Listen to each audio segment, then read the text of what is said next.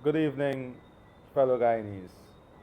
This evening, wanted to spend some time on examining a very important global issue. You know, it is important for us to understand how the world is changing, the challenges that we have to navigate as a country in the changing environment and this changing world. Today, we hear a lot of discourse on the issue of global cost of living and how it is affecting countries and people across the world. Even at the recent heads of government meeting, this was a subject area that was examined by heads in looking at ways in which, as a region, as a community, and individually, we are combating the effects of increased prices globally and the consequential effect it is having on our population. In Guyana, as you're aware, our government has taken a lot of initiatives to combat cost of living, to combat these inflated prices, the inflation that we're importing, so as to have a situation where the transfer prices are not transferred in its totality to the consumer. Because the government initiatives and policies are providing that cushion, providing that stability. So I want us to examine what is happening in the world today and to look at some of the challenges and the effect. So if we look at, for example, the causes, and I'm trying to share with you some slides that are provided. If you look at the causes of the rising prices globally, and I'm just dealing with a sample of some of the causes. You have to remember that in 2020, the world went 2019, 2020, 2021, up to 2022. The world went into immense difficulty as a result of the COVID-19 pandemic. You will recall that workers were unable to go to the farms, factories. As a result, we were unable to produce food. Productivity fell, leading to shortages in food supply, shortages in pharmaceutical, shortages in transportation, issues with logistics and transport. The closure of borders during the pandemic also made it harder to access imported food items, causing prices of these items to spike. So we had issues where, from the production side, there was limited production because farmers were not going to the farm, factories were not open, agro-processing plants were not open. And then from the raw material side, the supply was also limited. So we went through those years dealing with the COVID-19 pandemic and the consequential effect. And remember, these are years between 2020 to 2022.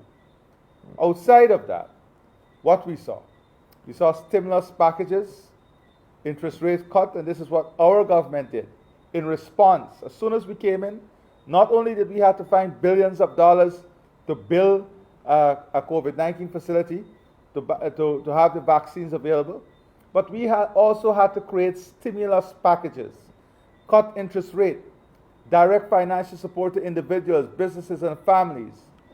All of this would have affected global cost of living. These measures resulted in aggregate demand outstripping aggregate supply in most countries, leading to inflationary pressures. So outside of the pressures from the COVID-19 pandemic, the pressures from rising costs of transportation, rising costs in the movement of goods and services, we had the Russia-Ukraine war, which resulted in rising costs of energy, grains, transportation. Then we have now the war in the Middle East, which has exacerbated the situation even worse.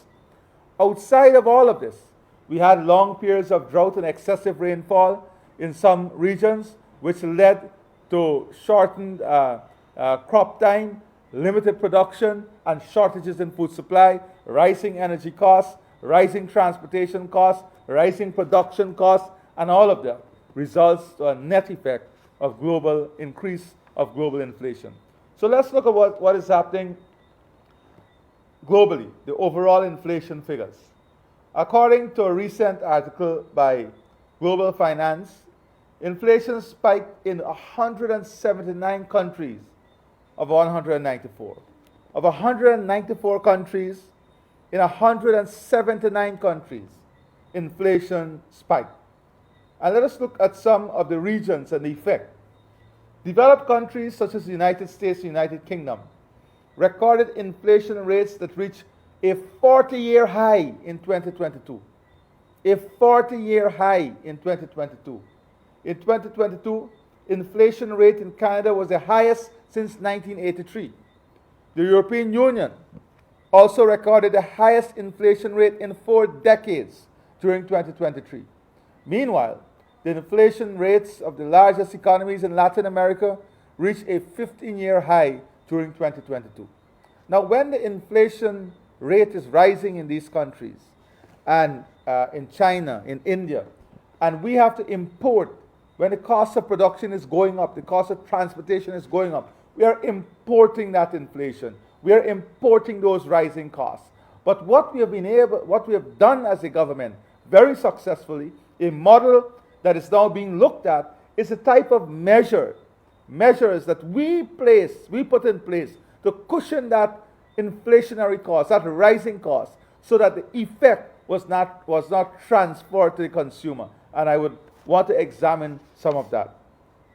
If you look at the consequential effect of these rising costs and inflation, international food prices rose sharply in 2021 and 2022 due to the rapid increase in the price indices for meat, dairy products, cereal, vegetable oils, and sugar.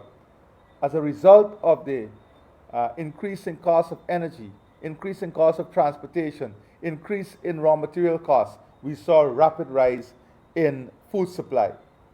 Global fuel prices also accelerated since 2021 and remain above the pre-pandemic level. So it was not a short-term rise. The rise in fuel prices went up, and it stayed there. It stayed there and continued to increase in comparison to the pre-pandemic prices. In the EU, for example, the European Union, food price inflation increased from the last quarter of 2021 to reach 3.5% in January 2022 and 7.5% in May 2022, the highest since the beginning of the monetary union. Retail electricity prices for household consumers in these capital cities in EU increased by as much as 44%, higher than the corresponding period in 2021. High inflation in our region was driven by demand-side pressures stemming from expansionary pressures, supply chain disruption, and currency depreciation. In the Latin American Caribbean region, food and energy were the main contributors to inflation. In Latin American and Caribbean countries, food price inflation grew steadily from January 2022 to reach 81.6% by September 2023. Food price inflation in the United States surged to reach 10.9% in July 2022, the highest since the 1980s. So this is the global environment in which we are operating, in which we are a part of. And when you look at our figures, when you look at the inflation rate for Guyana compared to all of these regions, it is just remarkable the way we have been able to manage our economy, the way we have been able to cushion this cost, and the way in which we implemented measures that targeted directly and indirectly, first, the increase in production, two, to disallow the transfer of the inflated prices to the consumer, and fourthly, to ensure that the most vulnerable in our society were protected. So if you look at inflation here in Guyana, and you look at the food inflation, you would see that, for example, in 2023, our food inflation is 3.8%. You look at Jamaica, 8.7%. And as I said, in the LAC region, it went up to 81.67%. Now, the results This lower food inflation percentage was not by accident. This was by a deliberate set of measures. A deliberate set of measures implemented by the government of Guyana to boost production, the support to the poultry sector, the support to farmers, fertilizer, etc., the expansion of production, the investment in infrastructure to increase production, the building out of a robust agriculture program that support people at the community level, the family level, expanded production, reduced cost of production, increased yield, and all of this is as a result of government investment. So we were able to avoid this. To understand the consequence of this food inflation, if you look at a poll by the World Economic Forum in May 2022, it found that 1 in 4 people, and this is what it found, 1 in 4 people were struggling financially in 11 developed countries. In the UK, as many as 1 in 7 adults now say they can't afford to eat every day, an increase of 57%. 57%. The Open Society Foundation found that 49% of the respondents surveyed in 22 countries listed cost of living as one of the top 3 challenges facing their family and community. 33% of the respondents in Western Europe appear to share a similar view. I'm sharing this information to show you and to demonstrate to you that the responsibility of the government and the policy-making matrix of the government has really secured our population, has really created a buffer that disallowed the entire transfer of these food inflation, to the pockets of our people and to our families. As a result of that, in 2023, when you look at food inflation in Guyana, it was about 3.8%. Now let us move on to look at some of the consequences. According to the UNDP, soaring food and energy prices have resulted in 71 million people in developing countries falling into poverty. 71 million people in developing countries falling into poverty. 1 in 4 people were struggling financially in 11 developed countries, as I said. 1 in 7 adults now say they cannot afford to eat every day. This is in the UK, as I said earlier.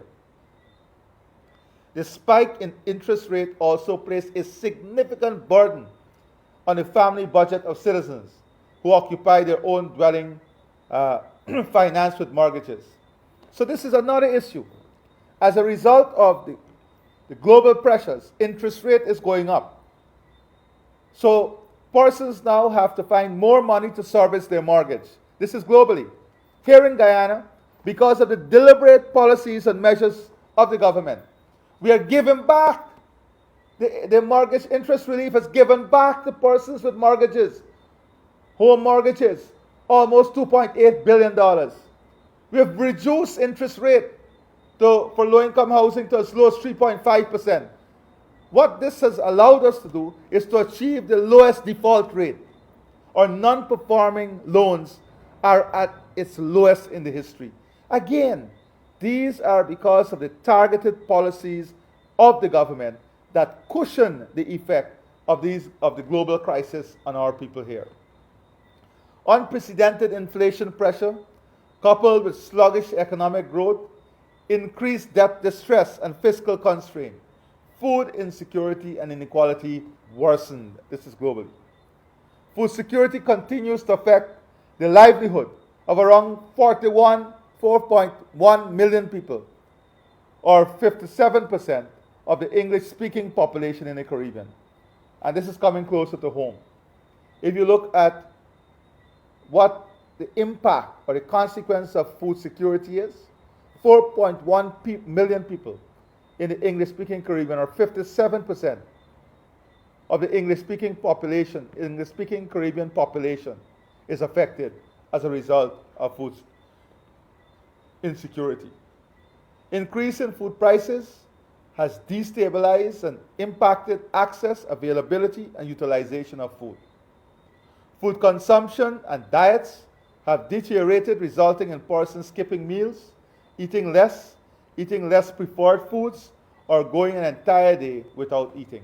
These are the consequences of food inflation and inflationary pressures on economies that surround us.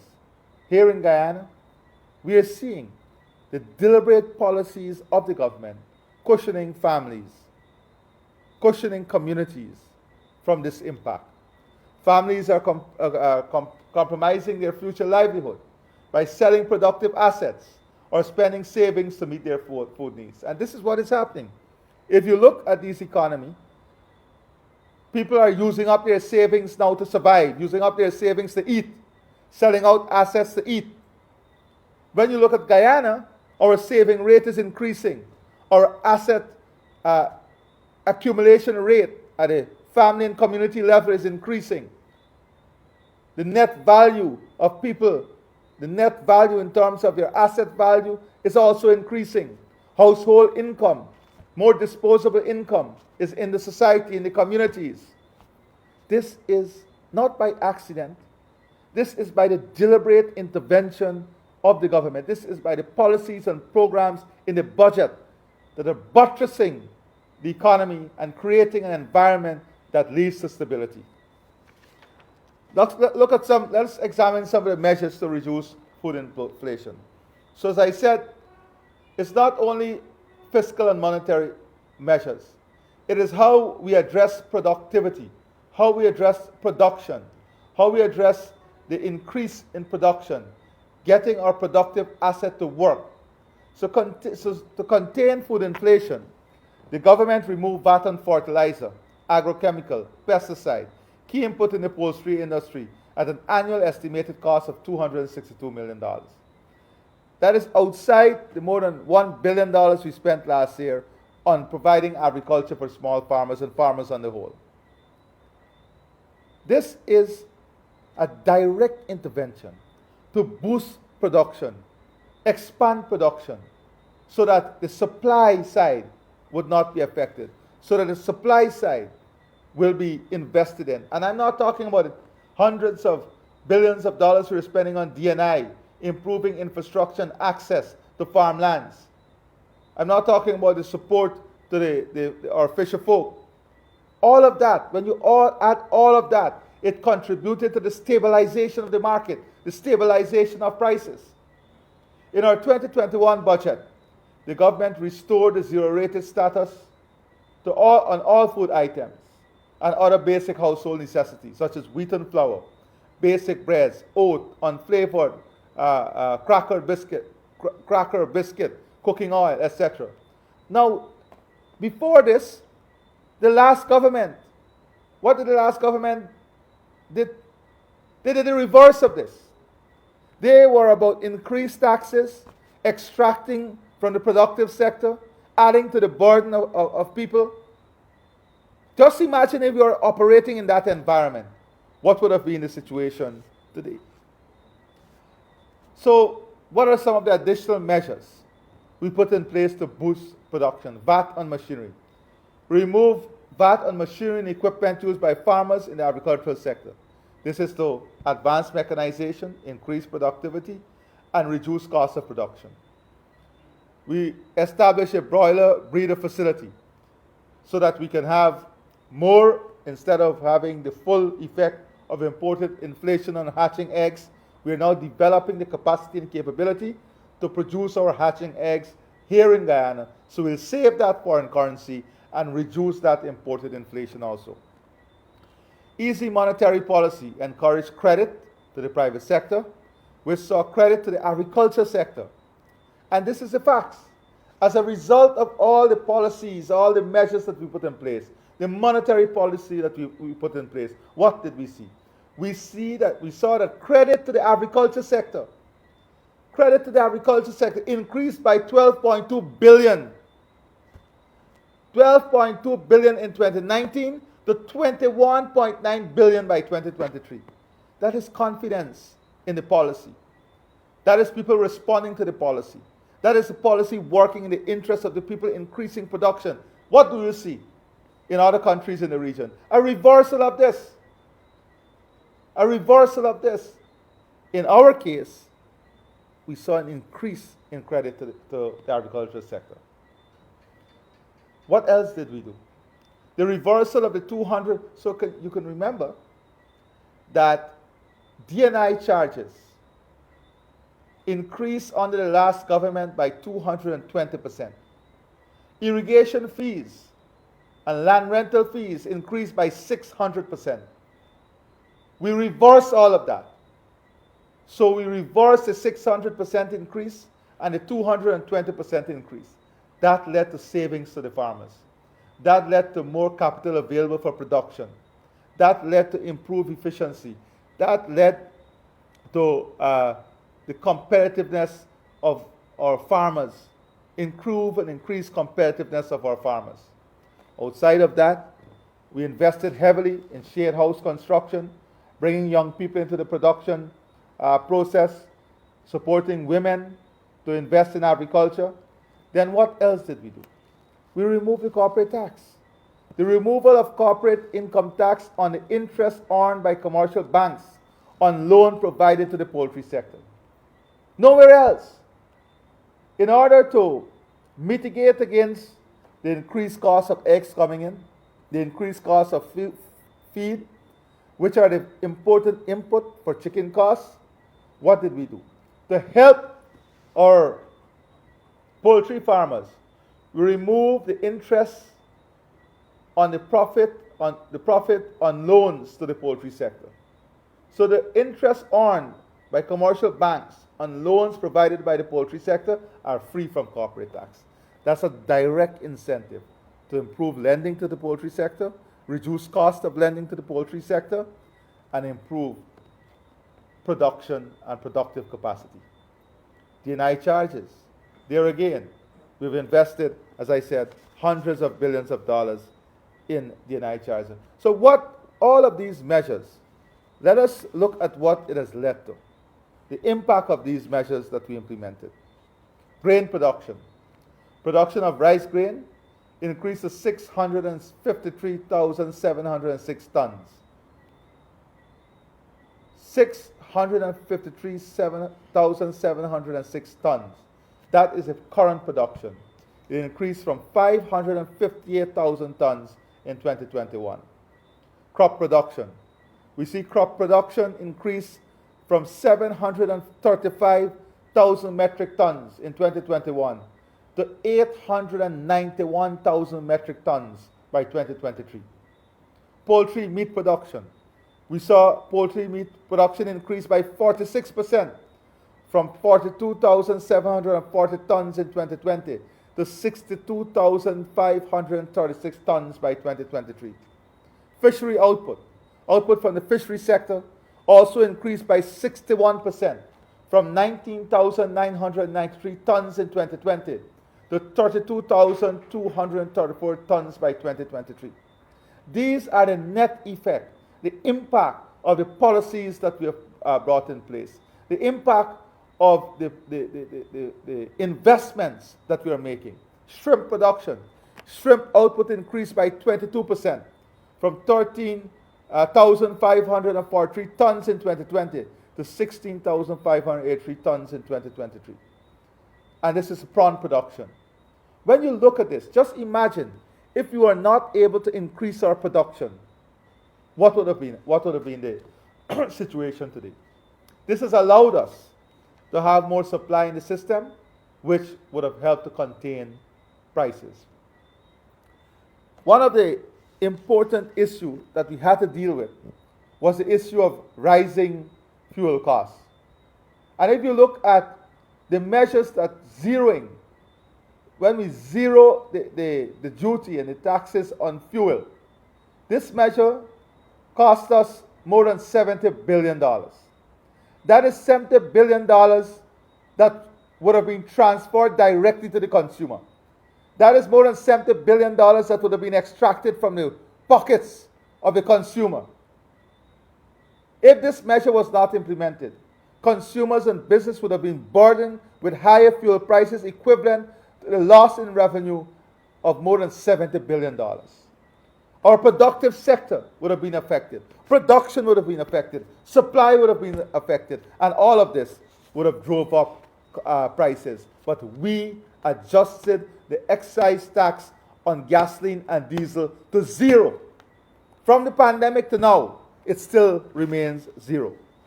Look at freight costs. Freight costs was another big issue for us. Measures to address freight costs. That was another big issue that we had to address. So what did we do? In November 2020, 3 months after assuming office, there was a 75% increase in freight costs for 40-foot containers. To minimize the impact on imported items, especially food products, the government rolled back freight costs to the pre-pandemic level with effect from August 1st, 2021. What has this resulted in?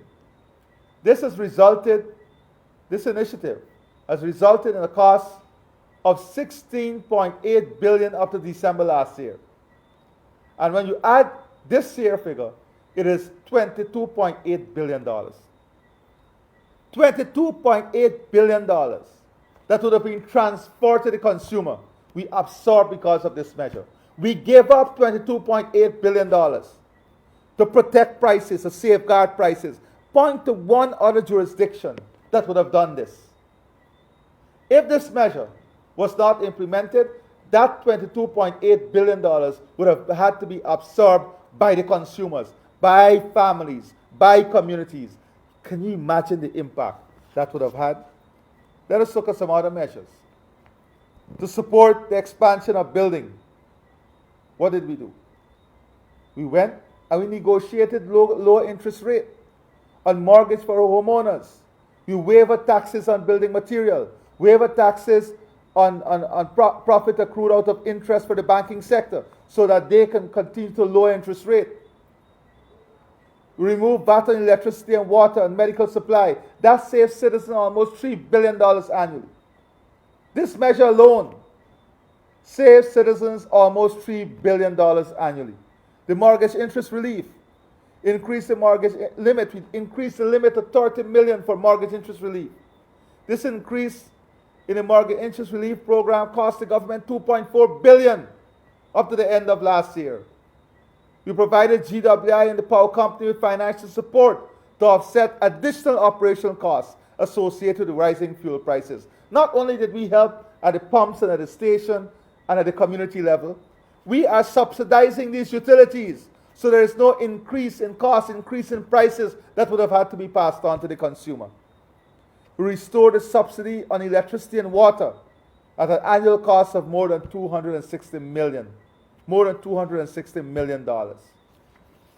If you look at what we did to boost income of citizens, the Because We Care cash grant, placing more than $22 billion in the hands of parents, the reintroduction of the 1-month tax-free bonus to the discipline service, our discipline services, which is $4.1 billion we have placed back directly in the hands of the members of our discipline services. That was taken away by the previous government.